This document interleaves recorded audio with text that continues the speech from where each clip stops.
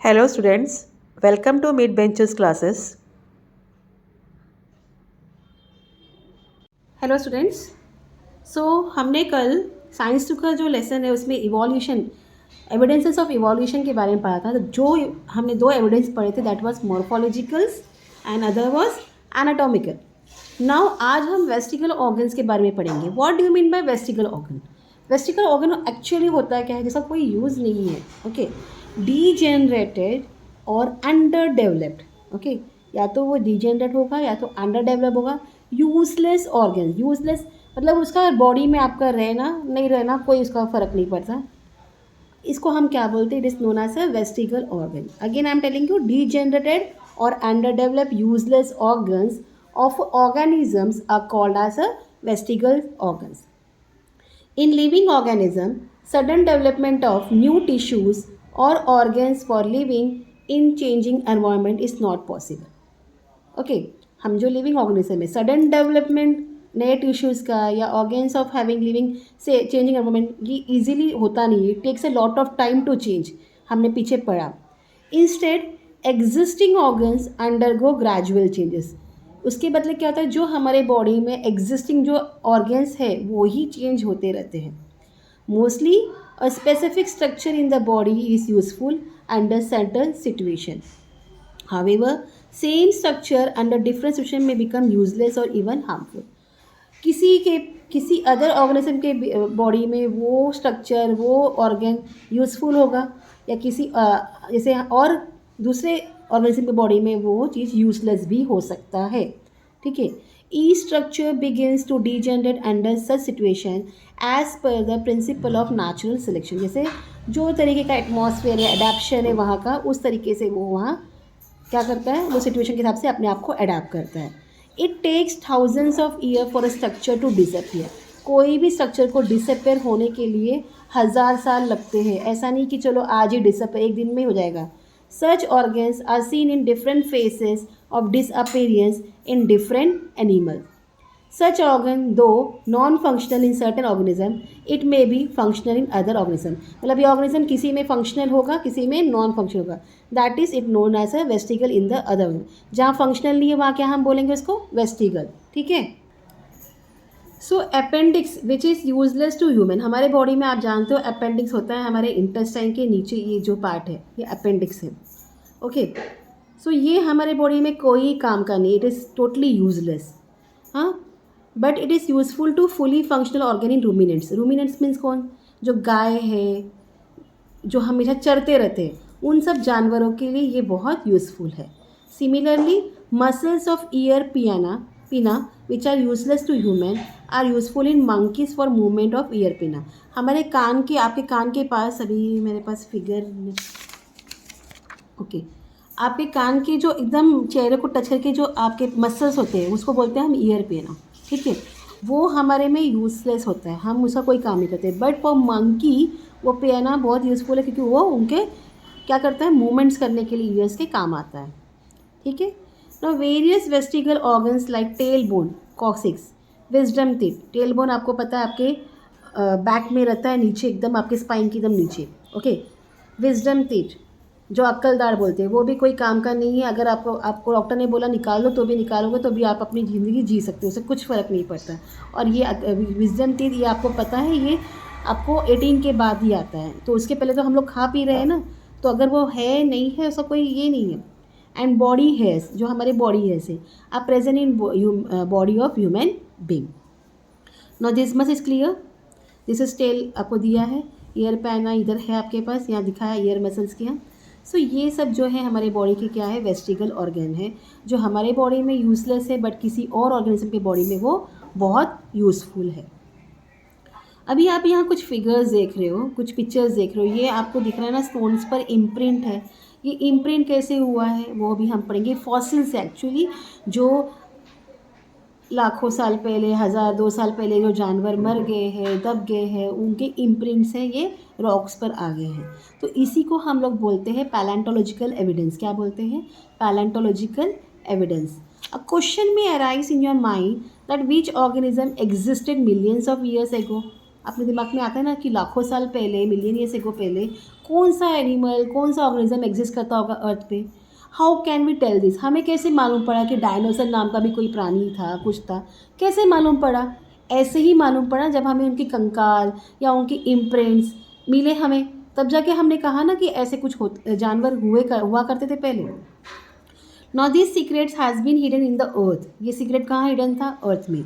Large number of organism get buried due to disasters like, अभी किसी भी कारण से ये मर सकते हैं, या तो डिज़ास्टर हो, भूकंप आ गया या बाढ़ आ गया या सूखा पड़ गया, earthquake, volcano etcetera. Remnants and impression of such organism remain preserve underground. तो इनके जो रेमिनेंट्स है, लाइक हड्डी है या जो जहाँ दब गए हैं वो उस पर छाप पड़ना, ये सब कहाँ अभी भी प्रिजर्व है? अंडरग्राउंड प्रिजर्व है। हमें नहीं पता कहाँ है, बट जब हम लोग खुदाई करते हैं, जब हमें ऐसे मिलता है तो हम उस एरिया पर वो लोग आते हैं देखने के लिए ना। These are called as fossils. इसको हम लोग क्या बोलते हैं? Fossils. Study of fossils is an important aspects of study of evolution. तो फॉसिल्स का स्टडी करना ये भी बहुत इंपॉर्टेंट एस्पेक्ट है किसका? अपने इवोल्यूशन के बारे में जानकारी का। Now, carbon consumptions of animals and plants stop after that, and since then only the decaying process of C14 occurs continuously. जो कार्बन कंजप्शन है, कार्बन जो कंज्यूम करते, जो जिंदा रहते एनिमल्स लाइक अस ऑल्सो, हम जो कार्बन कंज्यूम करते किसका? प्लांट्स का हो गया, एनिमल्स हो गया, जब मरने के बाद ये सब स्टॉप हो जाता है, तब क्या होता है? Then only the decaying process, उसके सड़ने गलने का प्रोसेस स्टार्ट होता है of C14 occurs continuously. In case of dead bodies of plants and animals, instead of remaining constant, the ratio between C14, carbon 14 to carbon 12 changes continuously as carbon 12 is non-radioactive. तो इनमें जो ये instance of dead bodies plants and animal remaining constant, instead of remaining constant, ratio जो है carbon का वो change होता है because C12 is non radioactive, उस पर कोई रेडियो असर नहीं है। The time pass since the death of plants और animal can be calculate by measuring the radioactive C14 and the ratio of C14 to C12 present in their body. जो कितना समय हो गया उस जानवर को, उस प्लांट को मर के, हमें कैसे पता चलेगा? हम इनके टाइम देखते हैं, C14 से लेके C12 तक का प्रेजेंट का बॉडी में क्या प्रेजेंट है वो टाइम देखते हैं। This is carbon dating method. So क्या बोलते हैं हम लोग? Carbon dating method. It is use in palaeontology and anthropology for determine the age of human fossil. मतलब कितने सालों से ये फॉसिल्स या मैन्युस्क्रिप्ट पड़ा है, ये पता लगाने के लिए हम लोग कार्बन डेटिंग मेथड यूज़ करते हैं। Once the age of fossil been determined by such technique, it become easy to deduce the information about other erstwhile organism. एक बार एक एज मालूम पड़ेगा कि ये एज में ये एज का था, तब से ये मरा है, तो हमें बाकी ऑर्गेनिज्म के बारे में भी जानकारी पता करने में ईजी पड़ जाता है। It seems that vertebrates have been slowly originated from invertebrate. तो इससे क्या पता चलता है? वर्टेब्रेट्स लाइक अस, जिसको रीढ़ की हड्डियाँ होती है, स्पाइंस होता है, फिश हो गया, हाँ, हम हो गए, बर्ड्स हो गए, इनको स्पाइंस है देखो। तो ये ऐसा बोला जाता है कि वर्टेब्रेट्स ऑर्गेनिज्म जो है ये किससे बने हैं? इनवर्टेब्रेट्स ऑर्गेनिज्म इनवर्टिब्रेट्स से। इनवर्टिब्रेट्स कौन होते हैं? जिसको स्पाइंस नहीं होते, लाइक अर्थवॉर्म है, या अर्थवॉर्म इसको स्पाइन है क्या? नहीं। आप देखते हो कहीं से भी आप तोड़ोगे तो उसको ब्रेक हो जाएगा। ऐसे अदर्स भी और भी एनिमल ऑर्गेनिज्म से। तो यहाँ बोला गया है कि जो वर्टिब्रेट्स है वो किससे फॉर्म हुए? धीरे धीरे धीरे इनवर्टिब्रेट से फॉर्म हुए हैं। अभी आपको यहाँ structure of ground level and fossils दिया गया है। सो इनवर्टिब्रेट से ये सब स्टारफिश आपको दिया है, स्नेल दिया है, ये इनवर्टिब्रेट से। इनसे धीरे धीरे धीरे आपको फ़िश प्रोड्यूस हुई, फ़िश को थोड़ा थोड़ा आपको पता है हल्के हल्के कांटे रहते हैं, उसी को हम वर्टिब्रेट्स बोलते हैं। उसके बाद अम्फीबिया पाइसेस बने, बड़े जानवर लाइक डॉल्फिन ले लीजिए, क्रोकोडाइल ले लीजिए, ओके। उसके बाद रेप्टाइल्स आए। रेप्टाइल्स में कौन कौन था? डायनासोर था, स्नेक्स थे, लिजर्ड्स थे। अब उसके बाद एव्स बने, बर्ड्स, मैमल्स। तो ऐसे कर करके धीरे धीरे ग्रेजुअली चेंजेस हुआ है। Now introduction to scientist. Carbon dating method is based upon the radioactive decay of naturally occurring C14 and it is developed by Willard Libby. अब कार्बन डेटिंग मेथड किस पे बेस्ड है? रेडियो एक्टिव डिके पे based है। वो किससे naturally occur होता है? कार्बन 14 से। और ये जो डेटिंग मेथड है किसने डेवलप किया था? विलर्ड लिबी ने। He has been awarded with Nobel prize in 1960 for this invention, उनको इस इन्वेंशन के लिए क्या मिला था, नोबेल प्राइज़ मिला था. The age of the materials determined by this methods are publish in the journal radio carbon. तो जो इन्होंने जिस पर वर्क किया है, एज ऑफ दिस मटेरियल, हाँ, किस में लिखा गया है, is publish in the journal radio carbon. Now as you see here connecting links के बारे में दिया है. Observe and discuss. अब आप यहाँ देखो, यहाँ डकबिल प्लैटीपस है, या लंगफिश है, और ये पेरीपैटस है. Some animal with special characters, ये एनिमल्स कुछ स्पेशल कैरेक्टर्स लेके आते हैं. Duckbill platypus, lungfish and Peripatus. Check करते क्या है वो.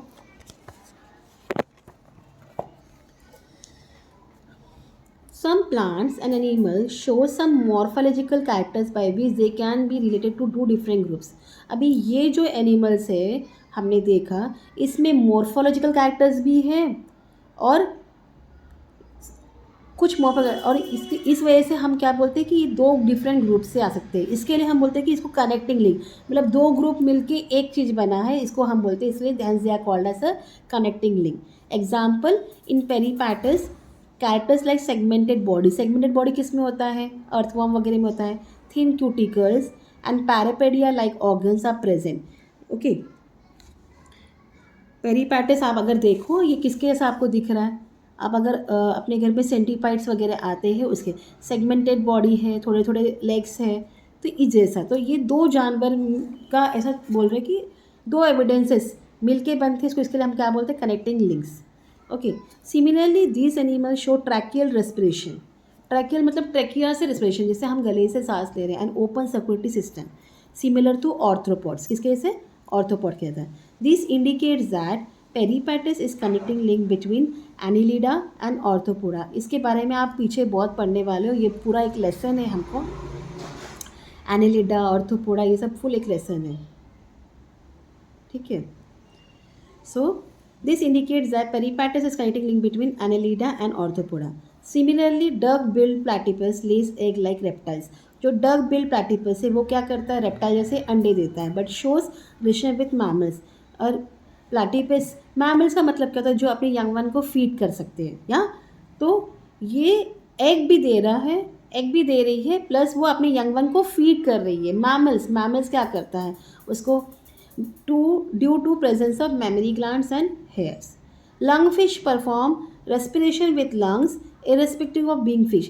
अब जानते हो कि बाकी फिश गिल से अपनी रेस्पिरेशन करते हैं, बट लंगफिश जो है वो किससे परफॉर्म करता है, वो किससे रेस्पिरेट करता है, लंग्स से. तो ये भी दो कैरेक्टर्स हो गया उसके बीच में. तो this example indicates that mammals are evolve from reptiles and amphibians from fishes. तो ये जो हम एग्जाम्पल्स देख रहे हैं, हमको ये क्या इंडिकेट कर रहा है कि जो मैमल्स है, हम जैसे लोग हैं, ये या तो रेप्टाइल से या तो एम्फीबियन फ्रॉम फिशेस, इनसे हम आगे चल के बने होंगे. ठीक है, इतना पार्ट क्लियर.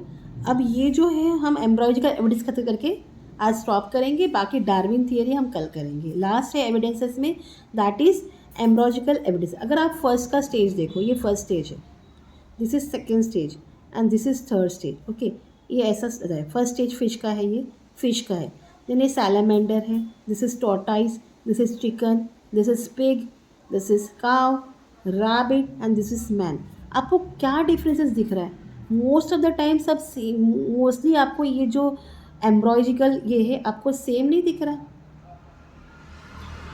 बहुत मात्रा में आपको ये चीज़ें एक जैसी दिख रही है ना. तो यही बताना है कि हम कैसे इवॉल्व हुए हैं. Comparative study of embryonic developmental stages of various vertebrates given in the picture shows that all embryo show extreme similarity during initial stage. एकदम स्टार्टिंग स्टेज में अगर आप देखो, सब में ना बहुत कम डिफरेंसेस है, मोस्टली सिमिलैरिटीज ही है, मतलब डिफरेंसेस आपको बहुत कम नज़र आएंगे. एंड दो सिमिलैरिटीज़ डिक्रीज ग्रेजुअली. धीरे धीरे वो सिमिलैरिटीज़ आप देखो ग्रेजुअली चेंज होते गए, डिक्रीज होते गए. बट जो पहला जो आपका स्टेज है, mostly all are looking same, मतलब एकदम सेम नहीं, बट थोड़ा तो नज़दीक है ना वो. Similarities in initial stage indicate the common origin of all this animal. तो ये जो सिमिलैरिटीज़ है इनिशियल स्टेज पे, ये हमें इंडिकेट, ये हमें बताता है कि हमारे जो एंसेस्टर्स है, हमारी जो ओरिजिन है, वो क्या हो सकती है, वो कॉमन हो सकती है। या तो वो फिश के थ्रू, हम फिश या तो रेप्टाइल के थ्रू ही डेवलप हो सकती है। तो ये आपका एविडेंसेस था। हमने 6 एविडेंसेस पढ़े। फर्स्ट फॉर मॉर्फोलॉजिकल, दूसरा था एनाटॉमिकल, तीसरा था vestigial, fourth was palaeontological, fifth was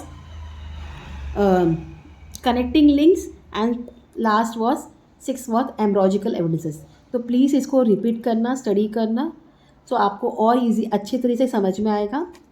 and thank you for staying on my channel. Please do like, subscribe and share my channel and take care. Bye.